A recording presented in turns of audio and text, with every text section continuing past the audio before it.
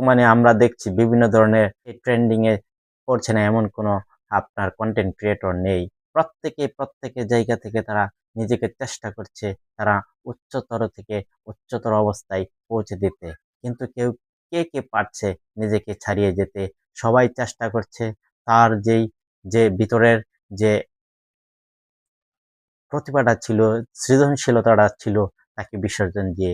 এখন আপনি বলতে পারি যে গত যে কয়েকজন কনটেন্ট ক্রিয়েটর ছিল, যারা ছিল ট্রেন্ডিং এর সর্বোচ্চ চূড়ায়, এখন তারা হয়ে গেছে এখন জোকার। আপনি তাদের ভিডিও দেখলেই দেখতে পাবেন এখন আর নেই ছন্দে সেই কথা। এখন হচ্ছে তাদের বিভিন্ন ধরনের অঙ্গভঙ্গির মাধ্যমে তাদেরকে মানুষের কাছে পৌঁছে দেওয়া।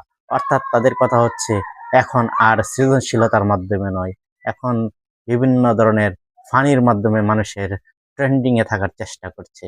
কিন্তু তারা জানে না এই ফানি ট্রেন্ডিং কিন্তু বেশি দিন স্থায়ী থাকবে না।